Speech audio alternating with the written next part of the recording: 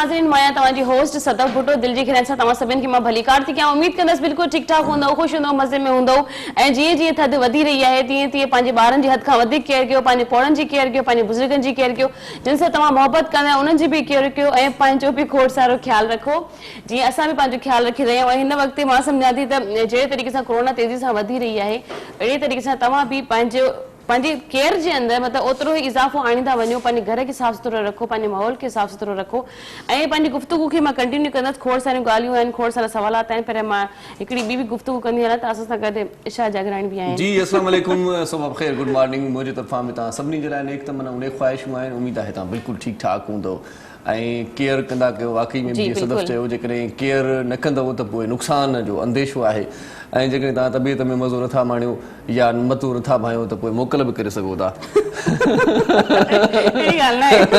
पोइ तव्हां भली ऑफिस न वञो, भली कमकार ते न वञो, हिकु ॾींहुं रेस्ट इंटाई ज़रूरी आहे।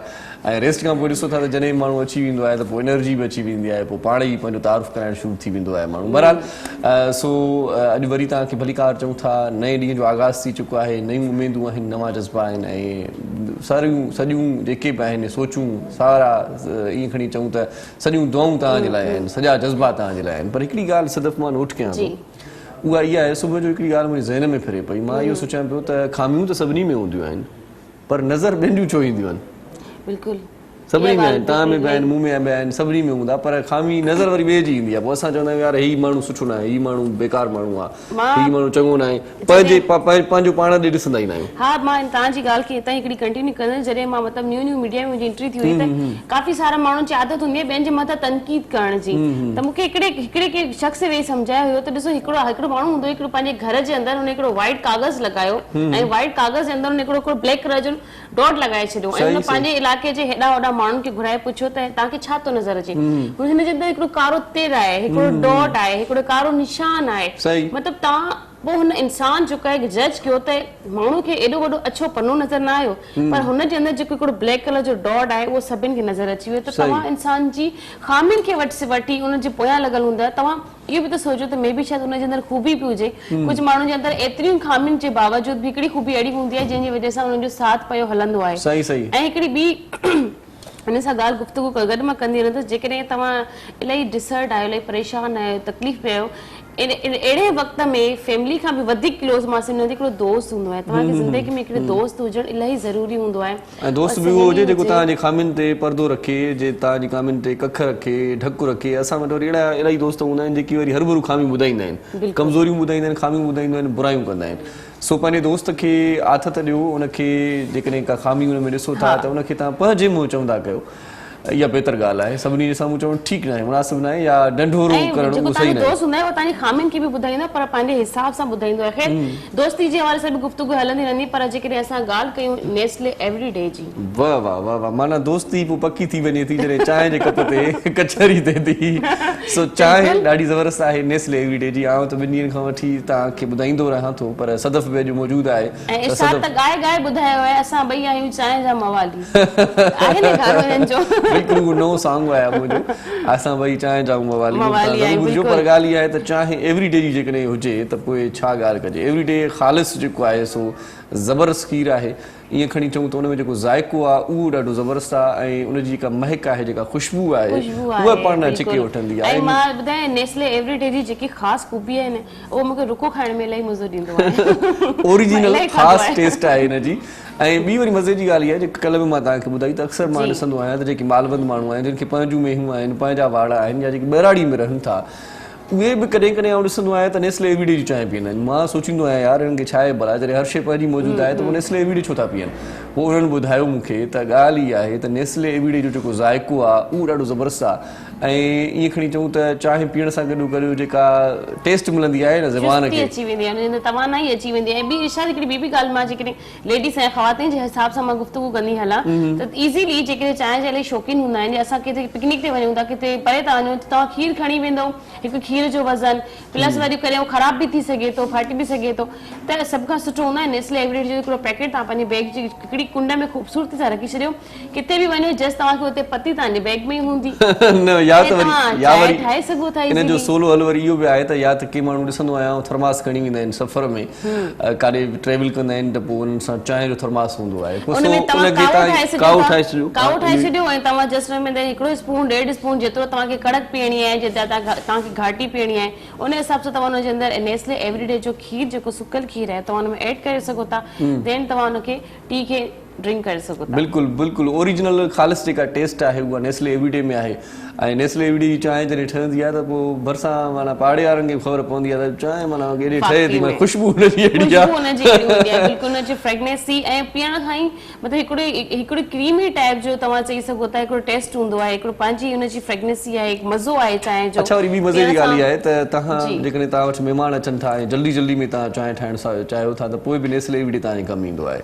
कॾहिं कॾहिं ईअं हूंदो आहे त असां वरी वेंदा आहियूं शॉप ते त दुकानु बंदि थी वेंदो आहे या दुकानदार चवंदो आहे खीर खपी वियो, हाणे खीर बि खपी वियो, वेझो दुकानु जेको आहे वरी महिमान बि आयल आहे पोइ छा कयूं, इन जे लाइ नेस्ले जो जेको पैकेट आहे उहो तव्हां पाण वटि रखो। ऐं वॾी सुठी ॻाल्हि वरी तव्हांखे ख़ुशख़बरी आहे ॿुधायां त नेस्ले एवरीडे जो जेकॾहिं तव्हां पैकेट वठंदव त उन सां गॾोगॾु हिकिड़ो कप बि तव्हांखे फ्री मिले थो जेको तव्हांजे लाइ तोहफ़ो आहे, तव्हांजे महिमाननि जे लाइ तोहफ़ो आहे। तव्हां उन कप जे अंदरि नेस्ले एवरीडे जी चांहि ठाहे पीओ। बिल्कुलु ऐं कप बि ॾाढो ख़ूबसूरत आहे, तव्हां ॾिसंदा बि हूंदो ऐं कप में जेको आहे जेकी असांजी सकाफ़त जा रंग चिटरिया विया आहिनि, नक्श चिटरिया विया आहिनि, अजरक जो बि रंग आहे, बिल्कुलु बिल्कुलु। सो इहे मोहबतूं आहिनि नेस्ले एवरीडे वारनि जूं सिंध वासियुनि सां ऐं सिंध वासी बि उन्हनि खे प्यार जो सबूत ॾींदा ऐं नेस्ले एवरीडे वठी करे बाक़ाइदगीअ सां जेकी चांहि जा शौक़ीन आहिनि उहे इंजॉय कंदा ऐं सियारे में हूअं ई चांहि पीअण माना सुठो चांहि बि पीअंदासीं नेस्ले एवरीडे जी बि ऐं इंजॉय बि कंदासीं, पंहिंजे प्रोग्राम खे अॻिते बि वधाईंदा हलूं। असांजा जेके फर्स्ट महिमान आहिनि उन्हनि जो इंट्रोडक्शन कराईंदी हलां। असांजा फर्स्ट महिमान आहिनि अब्दुल कादिर शेख। अस्सलाम वालेकुम,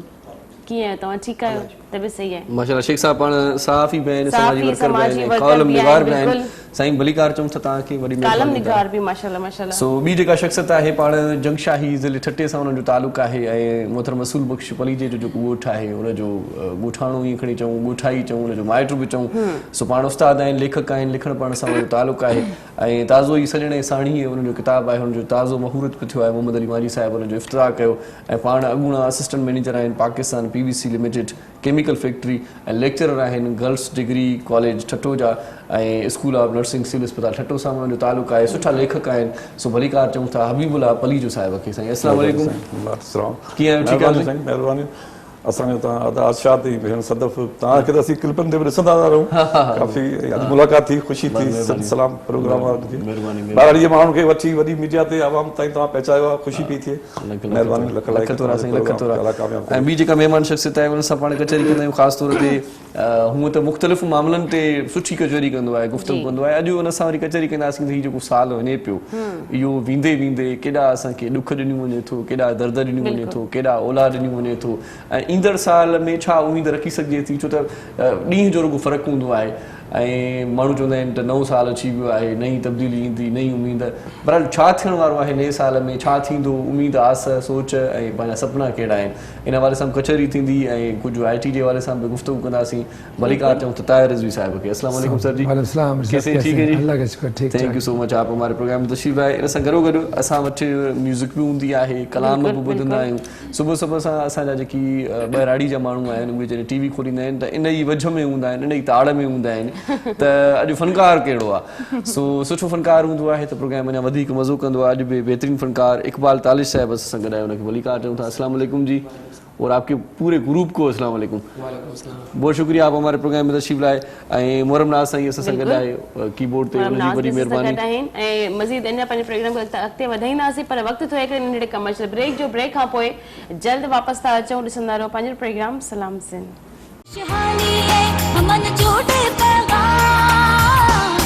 मुझे सिंध के सलाम सलाम सिंध, शहानी है हमन जोड़े पैगाम, मुझे सिंध के सलाम सलाम सिंध। वेलकम बैक नाज़रीन, एक दफ़ो ॿीहर भलीकार थी आहे तव्हांखे सिंध TV जी ख़ूबसूरत प्रोग्राम सलाम सिंध में। प्रोग्राम जी शुरूआत थी चुकी आहे, पर मां चाहियां थी त इरशाद महिमान सां गुफ़्तगू करण खां पहिरियों जेकॾहिं तव्हां असांखे हिकिड़ो कोई कलाम ॿुधाए छॾियो त वधीक मज़ो अचे। फनकार ॿुधाए, फनकार ॿुधाए, मां भी इनके रिक्वेस्ट किया था कि कोई खूबसूरत कलाम बुधाएं। जी इकबाल तालिश साहब आपसे एक अच्छा सॉन्ग सुनना चाह रहे हैं, तो अगर आप रेडी हैं तो सुना दें। जी जी जी, थैंक यू।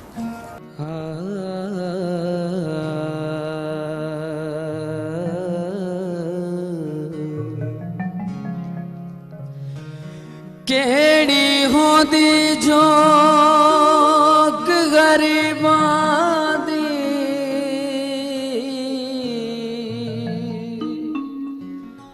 जिथे दिल कीता जोगी पाले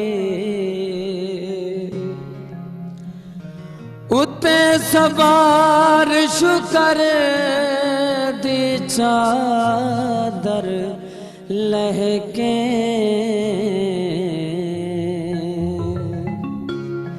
उथले खाक दी सेज बना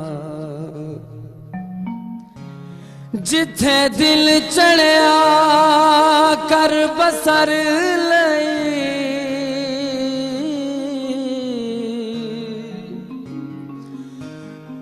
जिथे आ गई रात निभा ले वहाँ खावर झोंक गरीबां दी हो धमिलाए शाम लड़ा लावारिस हैं सादा कोई कहनी राज जुल्म कमा तै तो कह पूछना लावारिस हैं सादा कोई कहनी राज जुल्म कमा तै तो कह पूछना लावारिस हैं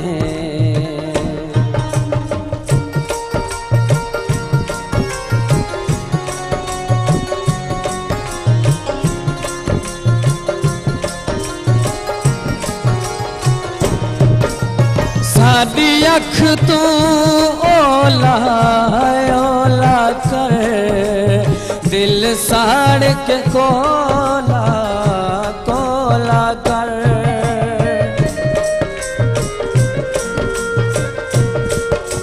साडी अख तू ओला ओला कर दिल साड़ के कोला कोला कर दुख हो दिल भवें थोला कर औखे सा तै तू कहें पूछना लावारिस हैं सदा कोई कहनी राज जुल्म कमा तै तू कहें पूछना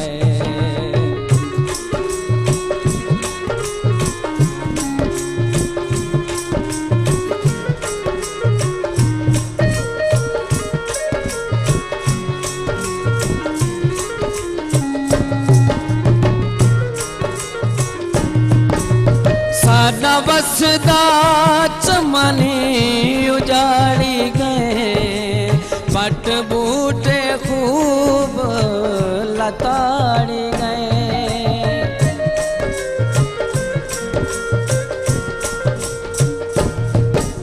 सादा बसदा चमनी उजाड़ी गए पट बूटे खूब लताड़ी गए सुख सैत नसीब बिगाड़ी गए घर खूब तबाह तै तू कहें पूछना लावारिस हैं सादा कोई कहनी राज जुल्म कमा तै तू कहें पूछना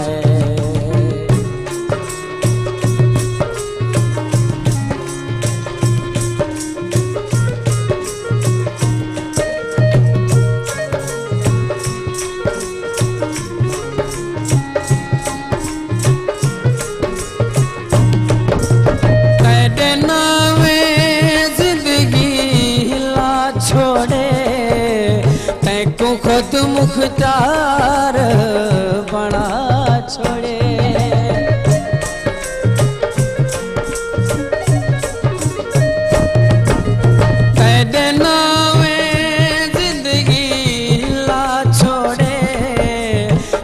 खुद मुख्तार बना छोड़े, दे खुद को ज़ैद सजा छोड़े, वन बेच वता तै तो कहें पुछना वारस हैं साला कोई कहनी, राजो जुल्म कमा तै तो कहें पुछना वारस हैं साला कोई कहनी, राजो जुल्म कमा तै तो कहें पुछना, तै तो कहें पुछना। वाह सही वाह वाह इकबाल दानी जबरदस्त साहब ट्रैक, वाह खूबसूरत।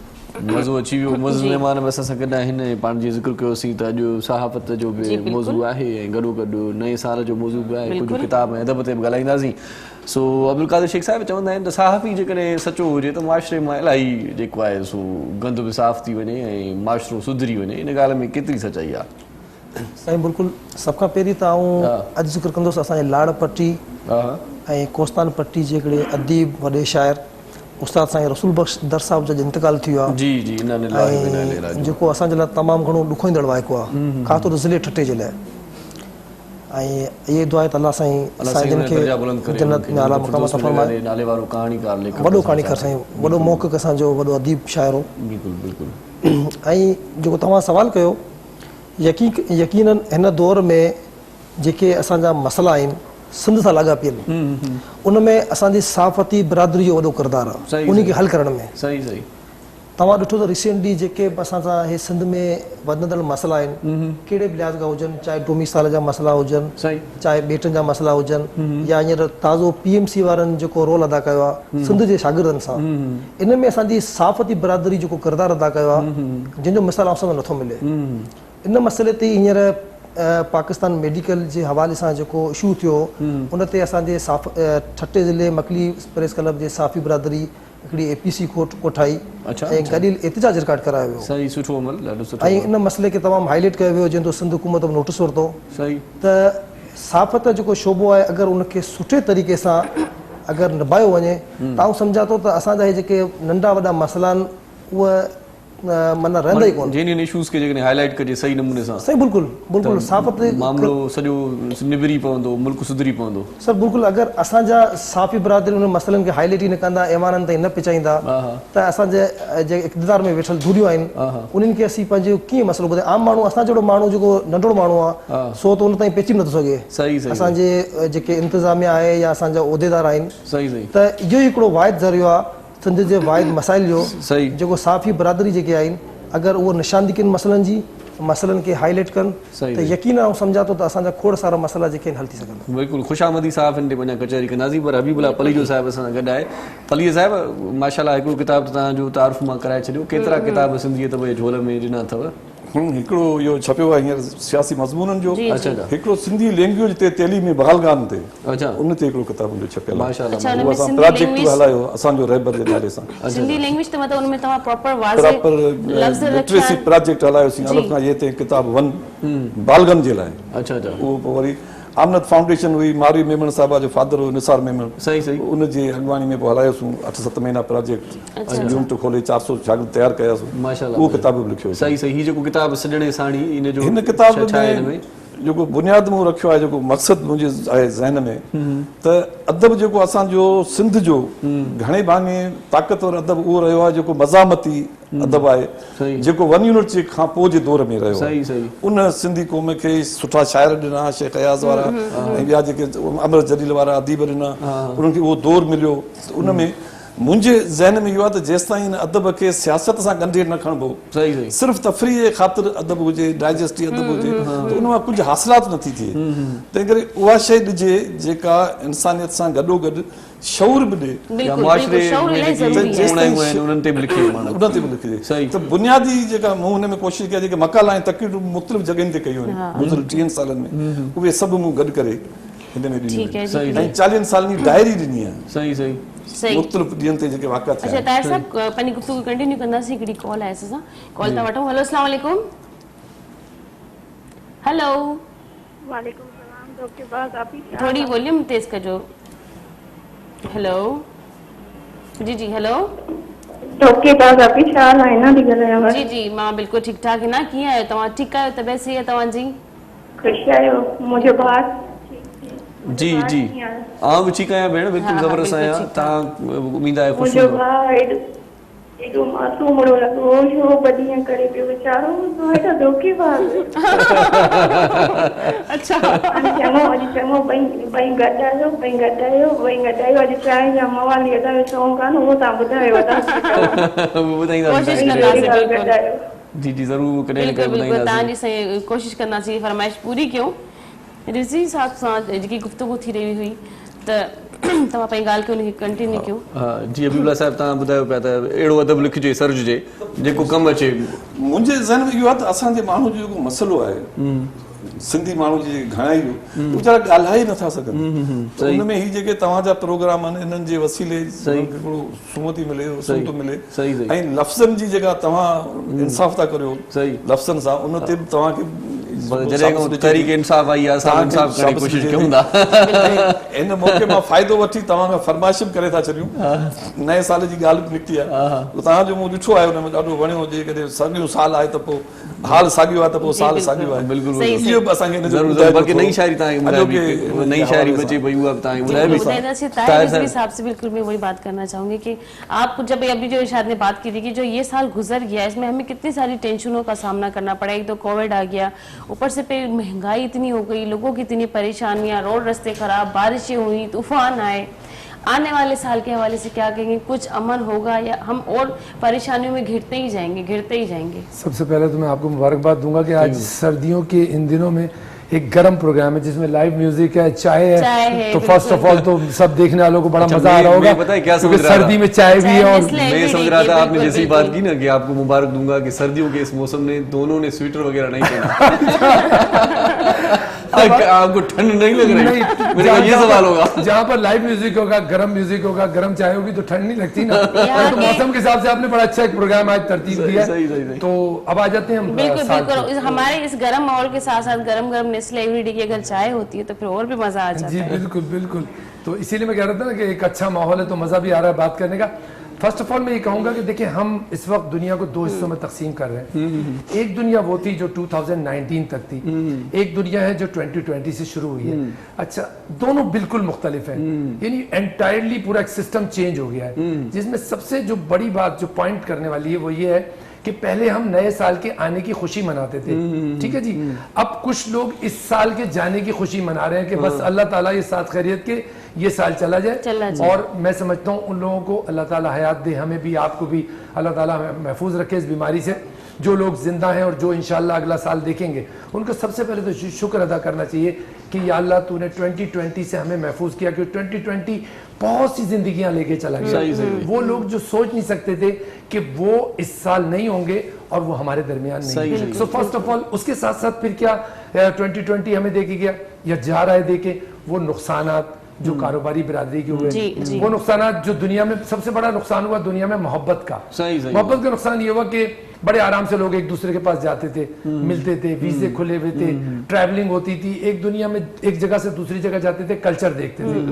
आज 2020 ने हमें बिल्कुल अलग कर दिया है यानी कि कहीं जाना एक आदमी सोचे भी कि अगर जाना है तो जाना मुश्किल हो गया है और अगर जाए भी तो वहां पर 14 दिन फिर क्वारंटीन का मसला लिखने में तो ज्वाइंट है लेकिन उसने हम सबको अलग कर दिया। तो मेरा कहने का मकसद ये कि 2019 और 2020 की दुनिया को जो अलग नहीं करेगा अब मैं फ्यूचर के हवाले से बात कर रहा हूँ अभी तो मैं 2020 के हवाले से कर रहा था कि 2020 बहुत नुकसान देखी गया सबको नुकसान देखी गया जाहिर है मीडिया है तो उसको भी नुकसान हुआ है और अगर कोई ताजिर बिरादरी है तो उसको भी नुकसान हुआ है T20 इमेज को भी नुकसान हुआ है हाँ इमेज को भी नुकसान हुआ बिल्कुल सही तो अब एक तरफ तो ये नुकसान है दूसरी तरफ आने वाला वक्त है आने वाले वक्त के लिए मेरा जो मैसेज है जो मेरी रिसर्च है जो मैंने सोचा है जो लोग अब नई दुनिया के हिसाब से अपने आप को तैयार नहीं करेंगे ये दुनिया नई डेवलप हो चुकी है अब कोई ये ना सोचे कि कोरोना खत्म हो जाएगा तो फिर हम दोबारा वैसे ही हो जाएगा वही सिस्टम उसी तरह चलने लगेगा नहीं देखिए हम हमारा जिस्म आदी होता है एक चीज का हमने इस चीज को अब एब्जॉर्व कर लिया है, हमने इसको अब ले लिया अपनी बॉडी में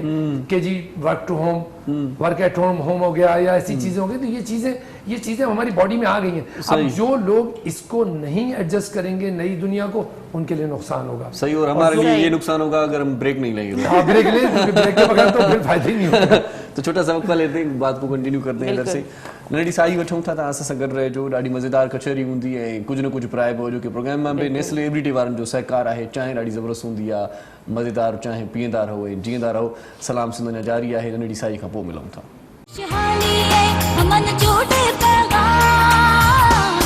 मुझे सिंध के सलाम सलाम सुन, शहानी है अमन जोड़े पैगाम, मुझे सिंध के सलाम सलाम सुन। वेलकम बैक नाज़रीन, हिकु दफ़ो ॿीहर भली कार्तिक आहे तव्हांखे प्रोग्राम सलाम सिंध में। जीअं त तव्हांखे ख़बर ई आहे त असांजे प्रोग्राम जी शुरूआति हिकु सुठनि शयुनि खां, सुठनि लफ़्ज़नि खां, सुठनि महिमाननि खां ई थींदी आहे। पर अॼु जेके हाणे मां प्रोग्राम खे अॻिते तॾहिं वधाईंदमि जॾहिं मां नेस्ले एवरीडे जी चांहि पीअंदसि। ऐं मां हिन वक़्तु चांहि तयारु करे रही आहियां इरशाद जे पंहिंजे लाइ, महिमाननि खे अदा उबैद ॾींदो। ऐं जेके चांहि तयारु करण खां पहिरियां मां तव्हांखे कुझु शयूं ॿुधाईंदी बि हलां। ऐं ज़ाहिरी ॻाल्हि आहे, जेसिताईं असां चांहि न ठाहींदासीं, चांहि खे इंजॉय न कंदासीं, तेसिताईं असांखे पाण बि मज़ो न ईंदो आहे। नेस्ले एवरीडे जी चांहि जी छा ॻाल्हि आहे, जीअं हिन जे मथां ॿ दिलियूं ठहियल आहिनि। अॻिते कुझु न चवंदमि, दिलि में सिंध जो नक्शो चिटियल आहे। वाह वाह। हिन में ॾिसो अजरक बि आहे, हितां हिन जे हिते रिली ठहियल आहिनि। ऐं इहा वाक़ई में हक़ीक़त ॻाल्हि आहे। असांजे सिंधी असांजे सिंध जा भट आहिनि, सिंधी जो कल्चर आहे असांजे। ख़ैर पंहिंजे प्रोग्राम खे अॻिते बि वधायां थी। मां तव्हांखे ॿुधाईंदी हलां, हिते असां वटि खंडु बि आहे। नेस्ले एवरीडे जो ख़ूबसूरत क्रीमी खीर आहे हिते, बिल्कुलु पाउडर आहे जीअं त तव्हां ॾिसो था। ऐं तव्हांखे मां हिकिड़ी ॿी ॻाल्हि ॿुधाईंदी हलां, बिल्कुलु तव्हां कावे जे अंदरि जेतिरो तव्हां कड़क चांहि पीअंदा त थोरो खीर विझो, जेकॾहिं तव्हां घाटी चांहि पीअंदा आहियो त तव्हां घणो खीर बि विझी सघो था। ख़ैर मां त हिन में नेस्ले एवरीडे जा 2 स्पून यूज़ कंदी आहियां। फर्स्ट ऑफ ऑल मां मुंहिंजे ख्याल सां मां हिन में कावे विझंदसि, पोइ ई चांहि खे मर्ज करण में इलाही मज़ो ईंदो। चांहि त आहे नेस्ले एवरीडे जी, चांहि वॾी सुठी हूंदी आहे नेस्ले एवरीडे जी। पर जेकॾहिं ठाहिण वारो बि को सुठो माण्हू हुजे त पोइ चांहि जो मज़ो वधीक हूंदो आहे। ऐं हक़ीक़त ॻाल्हि आहे, इहा सच आहे। चांहि ॾाढी भली हूंदी, छो त जिन हथनि सां चांहि ठहे थी उन्हनि हथनि में बि का शीरी ज़रूरु हूंदी। ऐं इहा हक़ीक़त ॻाल्हि हूंदी आहे, जेके माण्हू खाधा ठाहींदा आहिनि या कुझु शयूं जेके ठाहींदा आहिनि, उन्हनि जे हथनि जो बि टेस्ट इलाही ज़रूरी हूंदो आहे। पर हिते मां चवां थी कंहिंजे हथ में टेस्ट हुजे न हुजे, पर एवरीडे नेस्ले एवरीडे जे वटि आहे त उन जे हथ में ऑटोमेटिकली ई टेस्ट अची वेंदो। ऐं हिन चांहि खे बि सुठे तरीक़े सां असां इंजॉय बि कंदासीं, छाकाणि जेसिताईं सुबुह जे टाइम ते चांहि न मिले त इंसान जे अंदरि उहा मज़ो कोन ईंदो आहे जेसिताईं इंसान चांहि न पीए। ऐं हिन वक़्तु अदा उबैद मुंहिंजी चांहि ठाहिण में मदद करे रहियो आहे। खंडु इरशाद केतिरी? 1 स्पून? बिल्कुलु, बसि मां 2 विझी छॾियो त मूंखे न खंडु जा सीरियसली ॿुधायो इलाही हुएली। 2 स्पून हुजनि, मां न सेहतमंद आहियां, मूंखे का बि अहिड़ी क़िस्म जी बीमारी न आहे। मां 2 स्पून खंडु शामिल कयोसि। ठीकु आहे जी, असां हिन में खंडु खे मां हिन खे ऐड करे रही आहियां। ऐं हाणे खीर जेको आहे मां हिन में 2 स्पून ई ऐड कंदसि, छो जो मां बि थोरो सुठी चांहि पीअण जी शौक़ीन आहियां। अच्छा, मज़े जी ॻाल्हि इहा त इहो खीर पाण बि थोरो मिठो हूंदो आहे। हा बिल्कुलु बिल्कुलु, उहो ई मां ॻाल्हि करे रही। हिन में तव्हां जेके शक्कर एतिरी ऐड था करायो त हिते खीर हूअं ई ऑलरेडी एतिरो मिठो हूंदो आहे। ऐं सुठी ॻाल्हि आहे, नेस्ले एवरीडे जी ख़ासि ॻाल्हि ई आहे त ही मिठो आहे। ऐं नेस्ले एवरीडे जी ख़ासि ॻाल्हि हिन दफ़े इहा आहे त जेकॾहिं तव्हां पैकेट वठंदो त जेके कप तव्हां हिन वक़्तु ॾिसो पिया फ्री में मिलंदा, मुफ़्त में मिलंदा, तोहफ़े तौरु ॾिना वेंदा। नेस्ले एवरीडे वारनि जो तोहफ़ो तव्हांजे लाइ हूंदो इहो। बिल्कुलु, नेस्ले एवरीडे जी ख़ूबसूरत प्यारी चांहि। वाह वाह। अजी अलाह कसम, मां त चवां थो रोज़ माना चांहि सदब ठाहे ॾे, बाक़ी छा कबे। ऐं हा, जेसिताईं असांजी चांहि थधी न थी वञे, जेसिताईं चांहि खे इंजॉय कंदासीं, मां इक़बाल खे चवंदासीं कि ख़ूबसूरत असांखे तव्हां कलाम ॿुधायो। महिमाननि खे बि नेस्ले एवरीडे जी बिल्कुलु बिल्कुलु बिल्कुलु। जी सही। वाह वाह।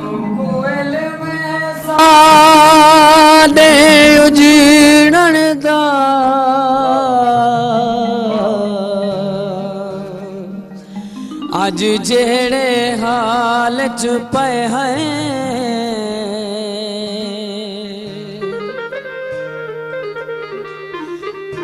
सिर ॾींडू पार कणा में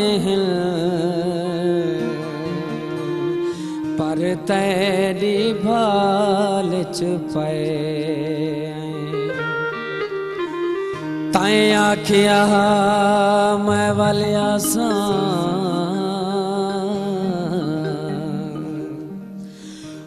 सोच सवाल च पे हैं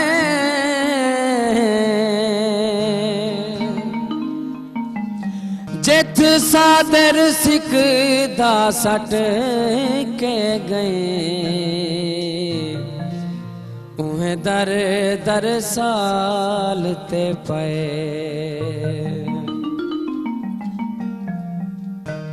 वतना ते वल्लोहा दिल बहुदा सेवे वतना ते वल्लोहा दिल बहुदा से संगे ओल वल्लोहा संगे ओल वल्लोहा दिल बहुदा सेवे वतना ते वल्लोहा दिल बहुदा सेवे वतना ते वल्लोहा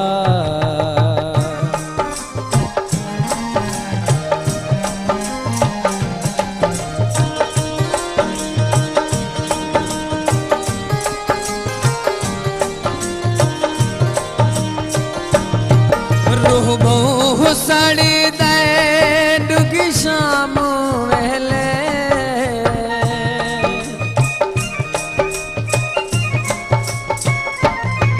रूह बहु सड़ी दे डुगी शाम वेले जदा यादियां मिल बे जिंदगी दे वेले जदा यादियां मिल बे जिंदगी दे वेले चिट्ठी सुख दी घल्लोहा दिल बहुदा सेवे चिट्ठी सुख दी घल्लोहा दिल बहुदा से संगे ओल वल्लोहा संगे ओल वल्लोहा दिल बहुदा सेवे वतना ते वल्लोहा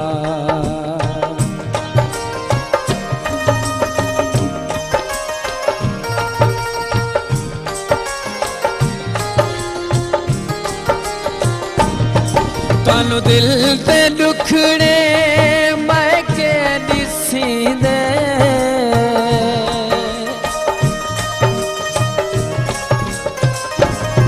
तानु दिल ते दुखड़े मैं के दिसी दे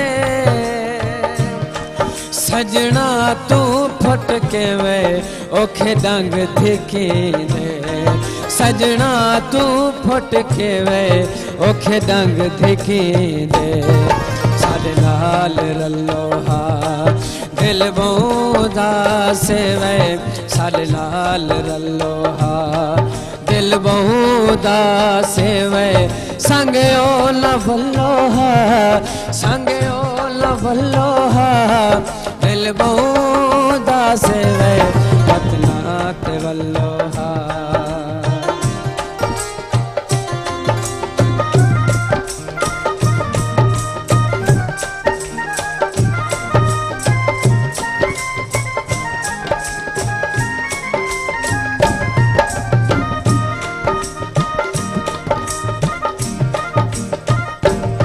तुसयो थे रोवो मैं थे रोवा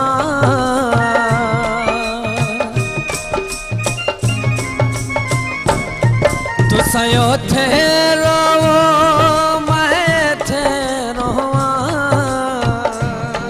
सुबह शाम गौहर बेरहमल खलोवा सुबह शाम गौहर बेरहमल खलोवा अखियान कल्लोहा दिल बहुदा सेवे अखियान कल्लोहा दिल बहुदा से संगे ओल वल्लोहा संगे ओल वल्लोहा दिल बहुदा सेवे वतना ते वल्लोहा वतना ते वल्लोहा वतना ते वल्लोहा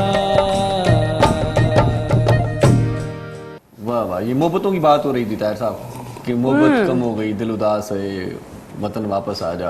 ये कोरोना ने भी ये कर दिया। कोई कहाँ पर फंसा हुआ है, कोई सऊदी अच्छा, ये अरब में, देखिए, कोई कहाँ हाँ, पर है, इसके अंदर कोई एक- यहाँ से जाने के लिए परेशान है, कोई वहाँ से आने के लिए परेशान है। जो मोहब्बतें जो कपल्स एक दूसरे से करते भी होंगे, वो भी कहते हैं नहीं नहीं नहीं बात नहीं करनी है भाई, दूर दूर से कोरोना है लग सकता है। अच्छा, हमारे अंदर एक जो चीज कही जाती है कि चलो बच्चे और लेडीज तो घर के अंदर ही, लेकिन हमारे मर्द हजरात जाहिर सी बातें ताहिर साहब कमाने तो जा रहे हैं ना बाहर, वो कितनी चीजों को टच करें। वही बात है कि दरवाजे को हाथ नहीं लगाओ, लोग को हाथ नहीं लगाओ, एक लोग को 10 लोग दरवाजा खोलते हैं, 10 लोग अंदर आते हैं। अभी कल परसों की बातें जब मैं जा रही थी तो मुझे समझ में नहीं आता मैं हॉस्पिटल का गेट ऐसे खोलूं या मैं ऐसे खोलूं। मतलब ये खुद कंफ्यूज हुई हुई थी कि मैं अंदर जाऊं किस तरीके से। कितने ही लोगों ने हाथ लगाया होगा, तो खुद से और मजीद क्या कर सके, कितनी और खुद की केयर करें। देखिए, इसमें कोरोना में दवा नहीं है। हर बीमारी में तकरीबन दवा इजाद हो चुकी है, लेकिन कोरोना में दवा नहीं है। कोरोना की दवा क्या है? कोरोना की दवा यही है कि आप केयर करें। केयर ये कि जाहिर है आप ना लगाएं हैंडल को हाथ, आप इस तरह इस्तेमाल करें उसको, या आप एक कुछ टिश्यूज अपनी जेब में रख लें। जहाँ पे पब्लिक प्लेस है, आप नहीं कॉन्शियस हो, आप वहाँ पर टिश्यू लगाएं, टिश्यू से पकड़ के आप हैंडल को खोलें, सैनिटाइजर हाथ में रखें।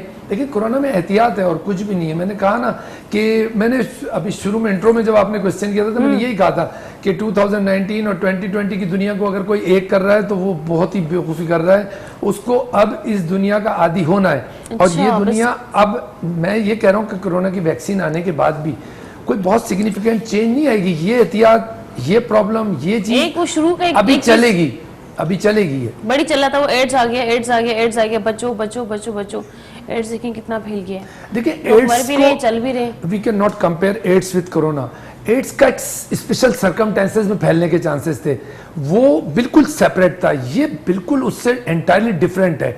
ये मोर डेंजरस देन एड्स। या अच्छा, अभी तो बता रहे हैं उसकी दूसरी लहर जो है वो बड़ी खतरनाक है, उसका दूसरा एक दूसरी किस्म भी आ गई है। लोग सीरियस नहीं हो रहे, आ चुकी है बिल्कुल। लोग सीरियस नहीं हो रहे कि नहीं ये कोई कोरोना कुछ भी नहीं है, कुछ भी नहीं होता, फलाना करो, ये करो। घर में उसी तरीके से अब मासियां आ रही हैं, मासियां बच्चों को भी हाथ लगा रही हैं, पता नहीं कितने घरों में काम करने भी जा रही हैं। देखिए, ये खुशी की बात है कि अल्लाह ताला ने, देखिए, कभी वो दे के आजमाता है, कभी वो लेके आजमाता है। जी, अल्लाह ताला का एक करम है पूरी दुनिया पे, ठीक है ना। हम दुनिया एक वक्त था कि दुनिया नहीं थी डिस्टर्ब, वो हमसे ज्यादा सुकून में थे, लेकिन आज वो भी परेशान है। अच्छा, कोरोना का दुनिया में असर जितना पड़ा है हमारा उस हिसाब से नहीं पड़ा। मैं एज ए मुसलमान अल्लाह ताला का लाख शुक्र अदा करता हूँ कि हमारी इस बेहतियाती के बावजूद, हमारी इस बिल्कुल केयर ना करने के बावजूद अल्लाह ताला का कोरोना ने कैसे अल्लाह मियां ने हमारे पर करम किया। एक कॉलर हमारे साथ हैं, ताहिर साहब ले लेते हैं। अस्सलाम वालेकुम। वालेकुम अस्सलाम। कीअं आहियो दादा? ठीकु आहियो? बिल्कुल ठीक भेण, तव्हां कीअं आहियो? जी हाँ, अल्लाह मां शुक्र आहियां। तव्हां ॿुधायो ठीकु आहियो? मां लाइबा ख़ान थी ॻाल्हायां शिदातकोट मां। माशाल्लाह, लाइबा प्रोग्राम ॾिसो पियूं भेण, छा चवणु चाहींदियूं? जी अदा, माशाल्लाह इलाही सुठा पिया लॻो। अॼु सदफ बि माशाल्लाह सुठी पई लॻे। Thank U. प्रोग्राम ज़बरदस्त आहे। माशाल्लाह। अल्लाह पाक तव्हांखे सलामत रखे। अदा, तव्हांजा इलाही फैन आहियूं। तव्हां हिकिड़ो मूंखे सॉन्ग ॿुधाइजो। हाँ, ज़रूर भेण, ज़रूर ॿुधायूं त तव्हां ॻाल्हि। ज़रूर अदा, उहो गानो ॿुधायो। जी वो गानो ॿुधाइजो, असां भई आहियूं चाहे जा मवाली। एवरीडे बिल्कुल ॿुधाईंदासीं। पूरी न थी, पर ख़ैर असां को न को कलाम तव्हांखे ज़रूर ॿुधाईंदासीं। अच्छा, अबीबुल्ला साहिब, जीअं पाण सवेर ज़िक्र कयोसीं त अदब मां मज़ाहिमत घटिजंदी थी वञे, छा था सम्झो? अॻे मामला मसइला सिंध में जेकी थींदा, वतन अज़ीज़ में जेकी थींदा, उन्हनि ते कलम खणिबो हुयो। हाणे इश्क महबूब जा ज़िक्र इन्हनि खां शाइर नथा निकिरनि ॿाहिरि।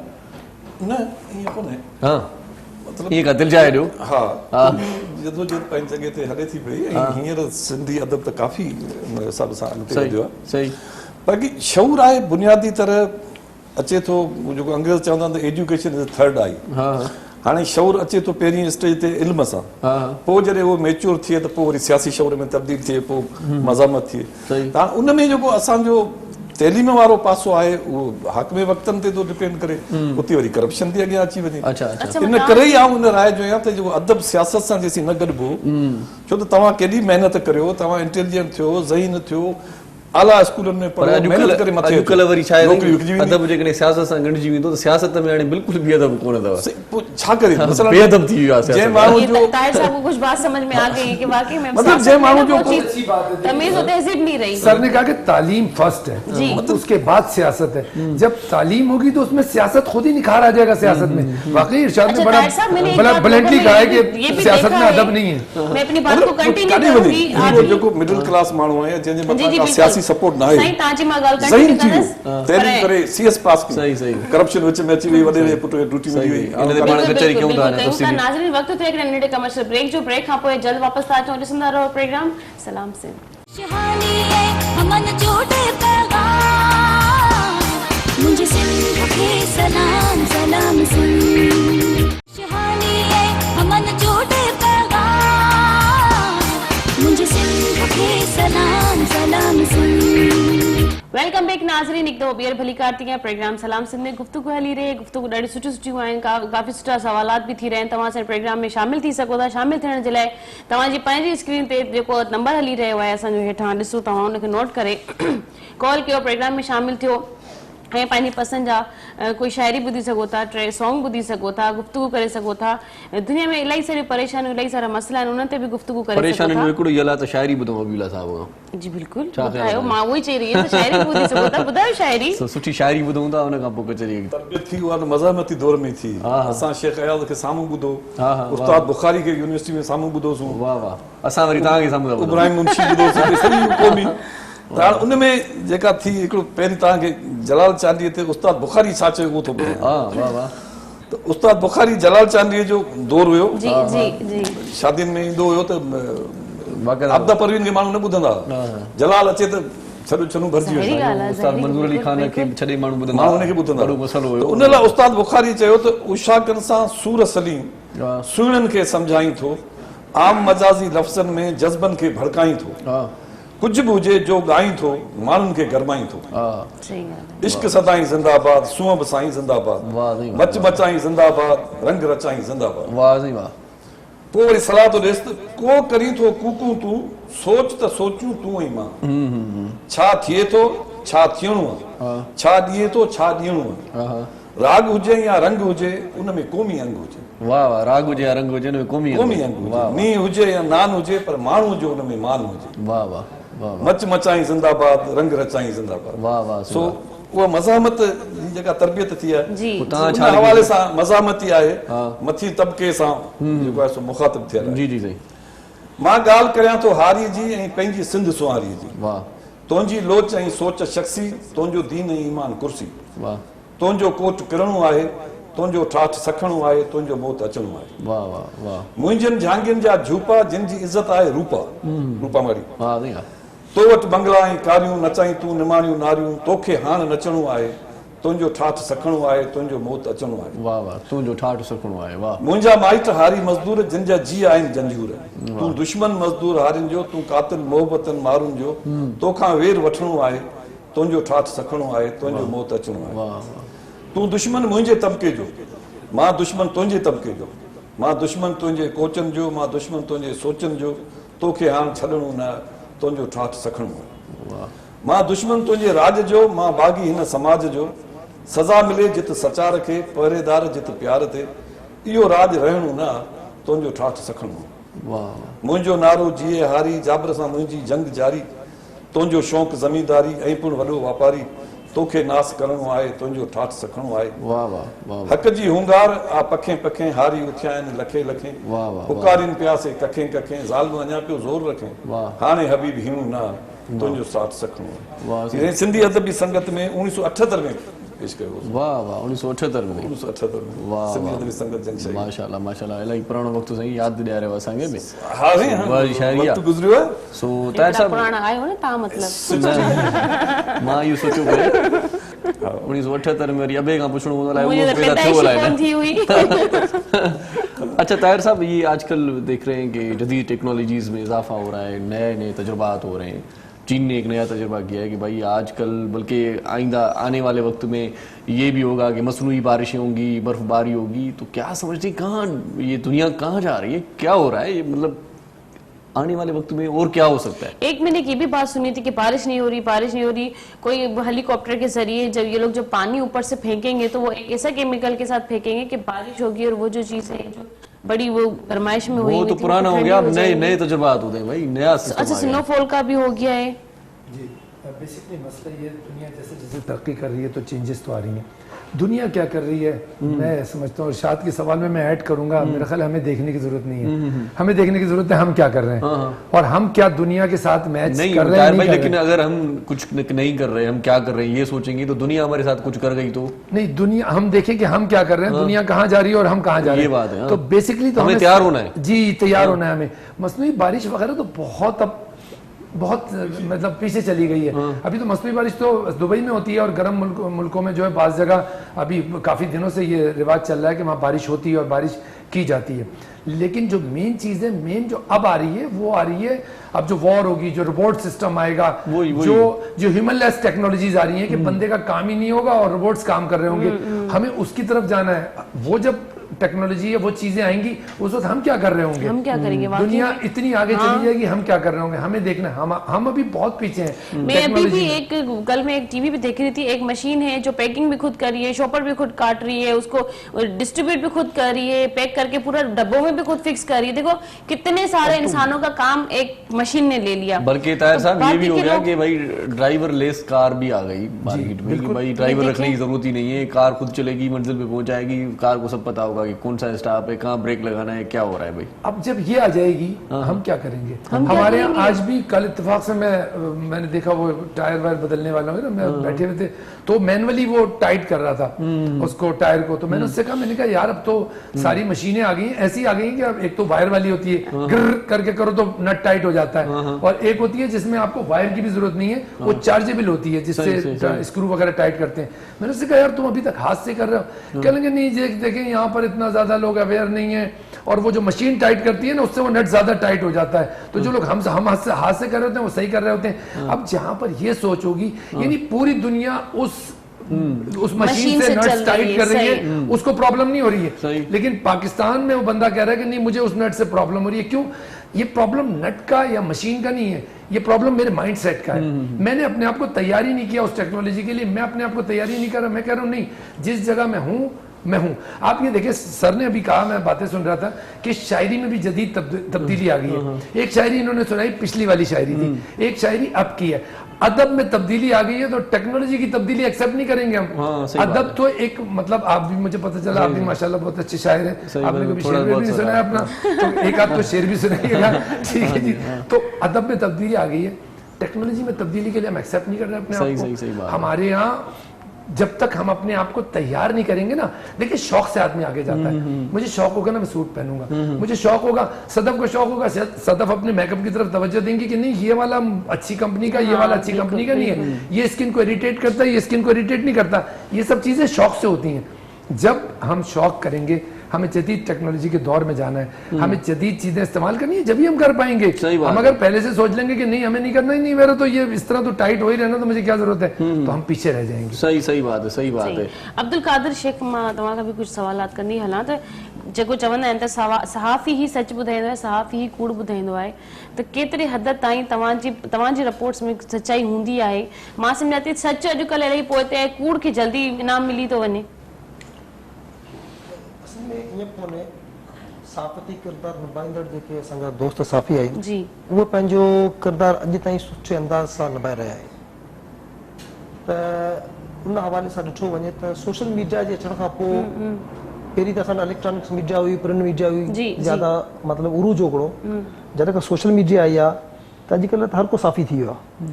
सही ॻाल्हि। जंहिंखे वणे थो, मिसाल अगरि आऊं आहियां, मूं अगरि का पर तव्हांखे मां हिकिड़ी ॿी बि ॻाल्हि, सहाफ़ी जो जेका न अदब ऐं अदाब जेके हूंदा आहिनि, वरी उन्हनि जो ॻाल्हाइण जो तरीक़ो, उन्हनि जी रिपोर्ट ॾियण जो तरीक़ो, सोशल मीडिया ते हिकिड़ो माण्हू रफ टफ बि लफ़्ज़ यूज़ थो करे वञे, पर तव्हांजी जेकॾहिं ॻाल्हि कई वञे त तव्हांजी जेकॾहिं पंहिंजी फील्ड आहे, ज़िम्मेदाराना सहाफ़त, बिल्कुलु ज़िम्मेदारी साफ़ी जेको आहे उनजी हिकिड़ी पंहिंजी ज़िम्मेवारी आहे, उहो पंहिंजे इदारे ऐं पेमरा जे रूल्स रेगुलेशन मुताबिक़ उनखे फॉलो कंदो आहे। अहिड़ा अल्फाज़ तव्हां अदायगी कंदा, फैमिली आराम से वेही ॾिसी सघंदी आहे। बिल्कुलु, अदब अख़लाक दायरो असांखे त उहो पंहिंजो मज़हब अदब अख़लाक दायरो सेखारे थो न।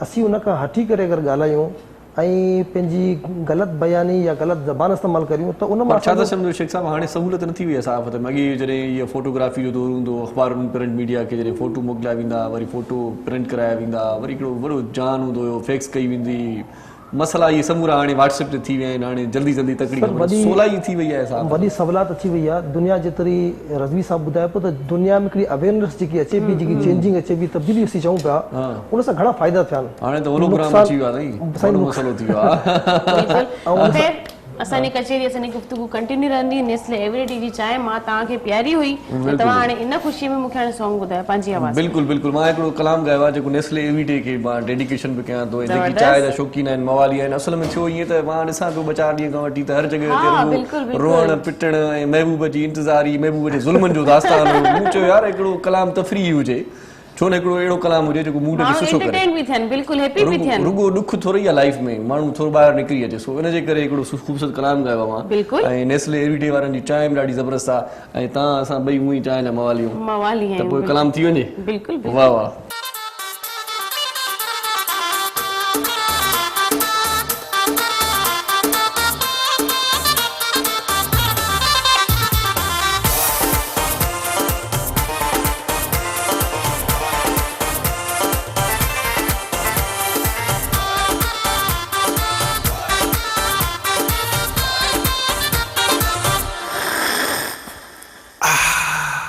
असां वई चाहे जाहूं मवाली कुझु मां त कुझु हवाली असां वई चाहे जाहूं मवाली कुझु मां त कुझु हवाली लॻो आहे जोड़ लशकश सफ़ा मिलूं था ॾींहं में 10 दफ़ा लॻो आहे जोड़ लशकश सफ़ा मिलूं था ॾींहं में 10 दफ़ा असां वई चाहे जाहूं मवाली कुझु मां त कुझु हवाली लॻो आहे जोड़ लशकश सफ़ा मिलूं था ॾींहं में 10 दफ़ा लॻो आहे जोड़ लशकश सफ़ा मिलूं था ॾींहं में 10 दफ़ा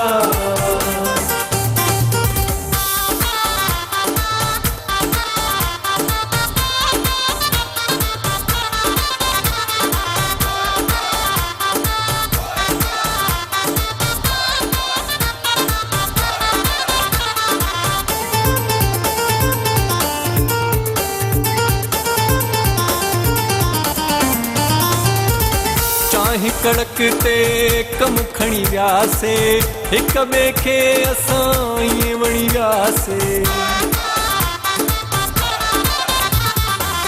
चाहि कड़क ते कम खणी वियासे हिक ॿिए खे असां ईअं वणी वियासे हुई दिलड़ी ॿिन्ही जी खाली कुझु मां त कुझु हवाली असां वई चाहे जाहूं मवाली कुझु मां त कुझु हवाली लॻो आहे जोड़ लशकश सफ़ा मिलूं था ॾींहं में 10 दफ़ा लॻो आहे जोड़ लशकश सफ़ा मिलूं था ॾींहं में 10 दफ़ा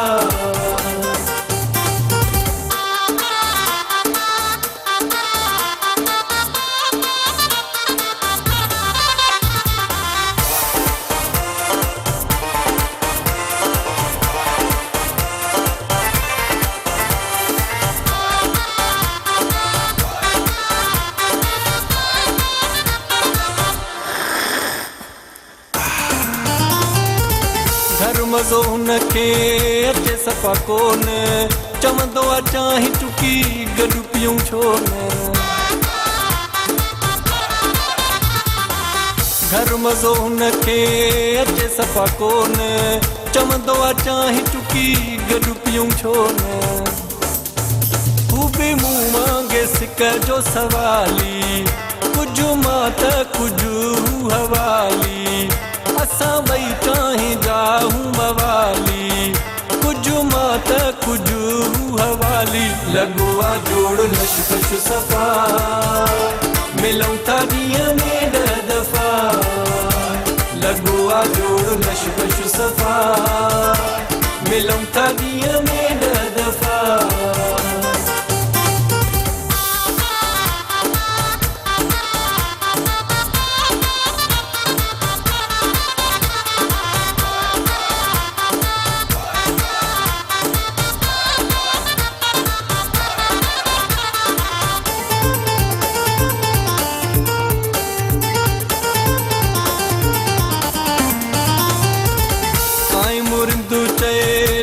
पियो मज़ो आहे असां ॿिन्ही जो इहो ई नशो आहे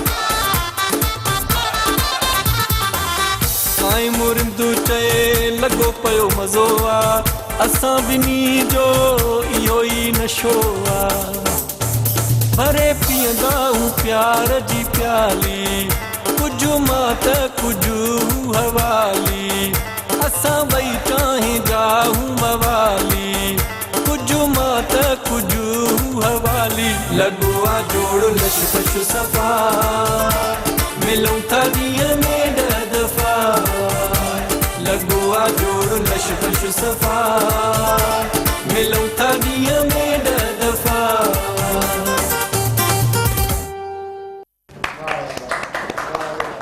जबरदस्त ज़रूरी आहे थोरो ईअं माना ॻाल्हि आहे त ॾुख खां निकिरी इलाही खूबसूरत थी वियो ज़बरदस्त थी वियो तव्हांजो माइंड बि फ्रेश थी वेंदो इंशाअल्लाह ज़रूर इन ट्रैक खां पोइ ऐं वाकई में असांखे इलाही मज़ो आयो नाज़रीन वक़्तु थियो आहे हिकिड़े नंढे कमर्शियल ब्रेक जो पर नेस्ले एवरीडे जी चांहि ज़रूर पीजो नेस्ले एवरीडे सां गॾु ऐं ब्रेक खां पोइ जल्द वापसि था अचूं ॾिसंदा रहो प्रोग्राम सलाम से खुशहाली है अमन जोड़े पैगाम मुझे सिंध के सलाम सलाम सुन खुशहाली है अमन जोड़े पैगाम मुझे सिंध के सलाम सलाम सुन वेलकम बैक नाज़रीन एक दफ़ो ॿीहर भली कार्तिका प्रोग्राम सलाम सिंध में गुफ्तगू हली रही है ऐं नेस्ले एवरीडे जी चांहि असां सां गॾु आहे तव्हां बि हिन वक़्तु हिन सुबुह जे प्रोग्राम खे हिन मॉर्निंग प्रोग्राम खे नेस्ले एवरीडे जो चांहि ठाहियो नेस्ले एवरीडे जी चांहि सां गॾु हिन प्रोग्राम खे एंजॉय बि कंदा रहो प्रोग्राम में कॉल बि करे सघो था ऐं असांजा मौजूद महिमान बि करे उन्हनि सां हिकिड़ी ख़ासि गुफ्तगू हली रही हुई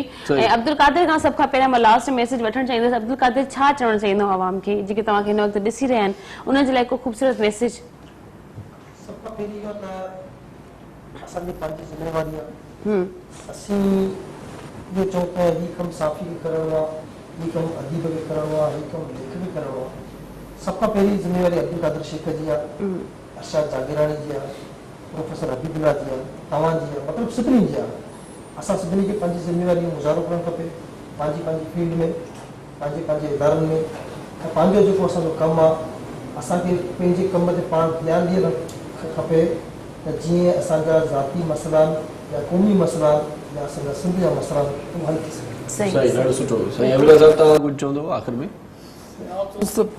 मोहबत ॾे मोहबत वठ मोहबत में मज़ो आहे चुकी चाड़ जो थई जे मां नशो खा इहो ई आहे दुनिया में सचो सौदो त इंसान रुगो इंसान थी पए माण्हू मां बदिलजी थोरो इंसान थियण जी कोशिशि करे ॿिए खे बि इंसान सम्झे त हीअ दुनिया ॿिए खे इंसान नथा सम्झनि त हीअ दुनिया रहण जे लाइक़ थी पवंदी हिन ते मूंखे याज़गुल साहिब जी शेयरियूं सुठियूं यादि अचनि पियूं तूं भली रही चीन में जापान में शाल ॻणिजी पियो सदा इंसान में सदा इंसान हा सो इहो माण्हू इंसान आहे त सभु आहे सही सही ॻाल्हि आहे सही ताहिर साहब आखिर में क्या मैसेज देना चाहेंगे कोई 2021 में आईटी के लिए कोई तरक्की देख रहे हैं ये भी बता दे 2021 का मैसेज ये है कि 2020 से जो नई दुनिया शुरू हुई है ये ना सोचें कि ये ख़त्म हो जाएगी ये दुनिया इसी तरह चलेगी और बहुत चेंज आ गई है उस चेंज को ख़ासतौर पर टेक्नोलॉजी की जो चेंज है उसको हमें बहुत ज़्यादा फोकस करना पड़ेगा गवर्नमेंट को भी और पब्लिक को भी खाली गवर्नमेंट की जिम्मेदारी बनती पब्लिक की भी होती है हमें अपने एजुकेशन को रिफॉर्म करना पड़ेगा एजुकेशन में बहुत ज़्यादा ज़रूरत है क्योंकि अब जो टाइम आ रहा है देखें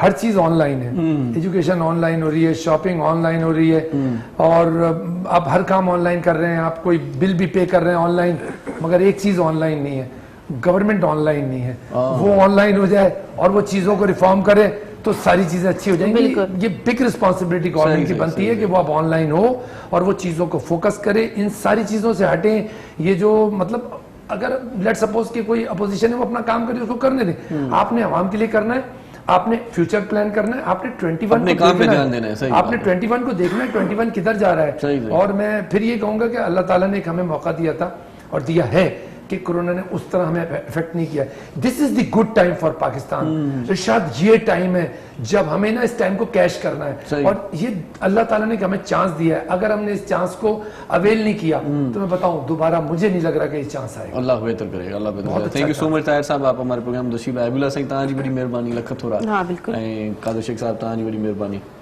मौला असांखे सलामत रखे। आख़िर में वेंदे वेंदे हिकिड़ो सुठो कलाम बिल्कुलु ॿुधंदासीं। ऐं सुठे कलाम ॿुधाइण जे लाइ असां इक़बाल दानिश साहिब आहे, इक़बाल तालिश साहिब खां आख़िर में वेंदे वेंदे कलाम ॿुधंदासीं। मोहरम साईं तव्हांजी वॾी महिरबानी, सॼी संगत जी वॾी महिरबानी। आख़िर में वेंदे वेंदे वरी ॿुधायूं त नेस्ले एवरीडे चांहि जी बिल्कुलु, नेस्ले एवरीडे जी चांहि बि पीअंदा रहो, उनखे एंजॉय बि कंदा रहो। ऐं सुभाणे जेको हिकिड़ो इलाही स्पेशली ख़ासि प्रोग्राम हूंदो ऐं असां मतिलबु हे जेको साल आहे 2020 जो लास्ट डे हूंदो सुभाणे, उन खां पोइ असां नए साल जी शुरूआत कंदासीं, ज़िंदगी जी शुरूआत कंदासीं नए साल जी खोड़ सारी 2020 खे असां 2020 बिल्कुलु साल 2020 प्रोग्राम हूंदो। न अहिड़ो कुझु न हूंदो इंशाअल्लाह। 2021 में इंसान जे अंदरि कुझु नया जज़्बात, कुझु नया दोस्त बल्कि सुभाणे प्रोग्राम भी स्पेशल हूंदो, परीहं वारो भी स्पेशल हूंदो।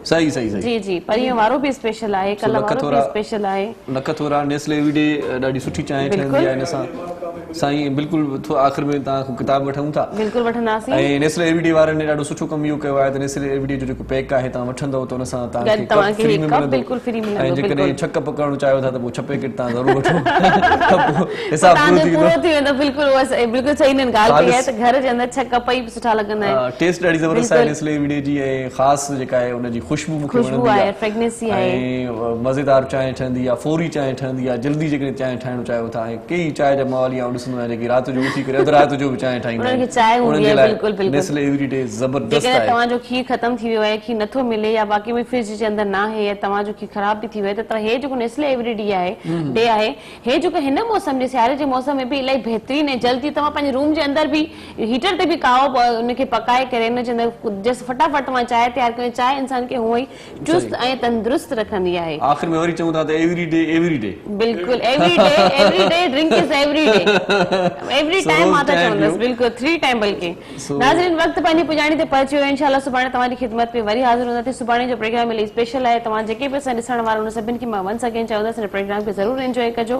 तेसिताईं पंहिंजे घर वारनि जो जिन सां तव्हां प्यार कंदा, जेके तव्हां सां मोहबतूं कंदा आहिनि, उन सभिनि जो खोड़ सारो ख्यालु रखो। पंहिंजी होस्ट सदफ भुट्टो खे ॾियो इजाज़त। इरशाद जागीरानी तव्हां खां मोकिलाए थो। हयाती वख़ैर, सुभाणे मिलूं था। सो मोकिलाणी कहिड़ी, जी लतीफ़ जी मिठी ॿोली सदाईं गॾु।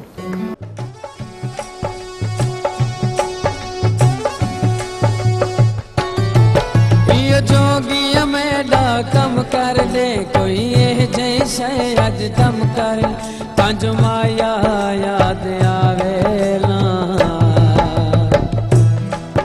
उका ढोला याद आवेला, पंज माया याद आवेला, उका माया याद आवेला।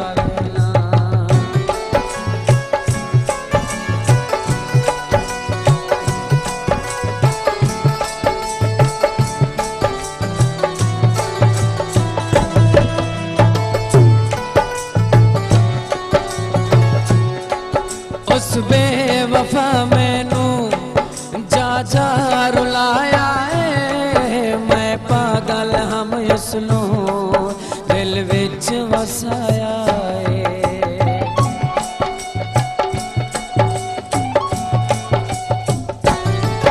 उस बेवफा मैनू जा रुलाया है, मैं पागल हम उसनू दिल विच वसाया है। ये जोगिया मेरा कम कर ले कोई ये जैसे अज दम कर ले, उस दी याद सतावे ना, तंज माया याद आवे ना, उका ढोल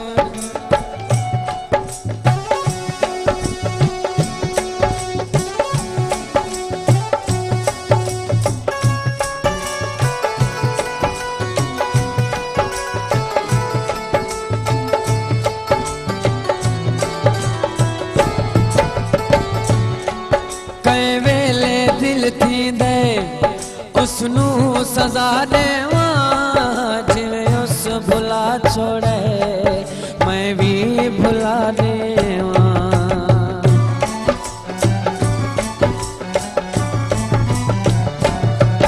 कै वेले दिल थी दे उसनू सजा देवा, जिवें उस भुला छोड़े मैं भी भुला देवा।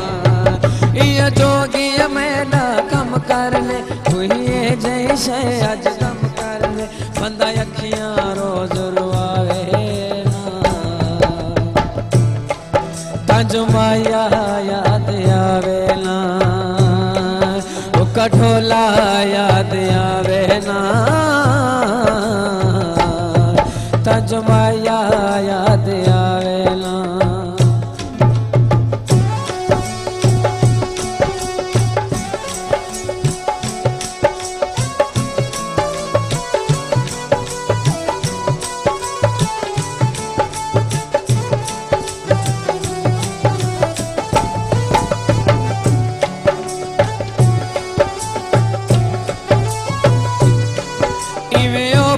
नहीं पहले जिवे ऊपर कम करे गए किवें लसई कामी मैं ते जुल्म कर गए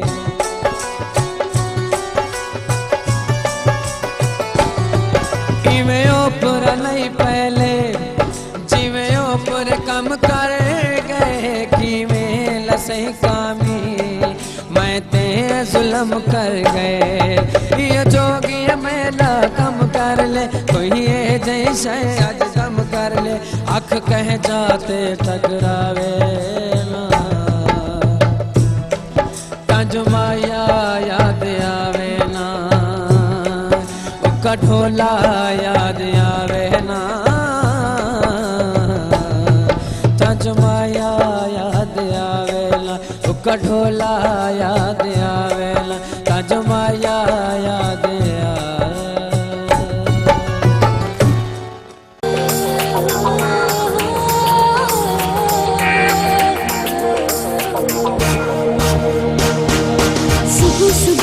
पखी अखेर माउडरे थो हरी नारी रबखे संभाले निकरे थो इन सरजमीन सिंध ते जिए सजो घरे थो खुशहाली है अमन जोड़े पैगाम मुझे सिंध के सलाम सलाम सिंध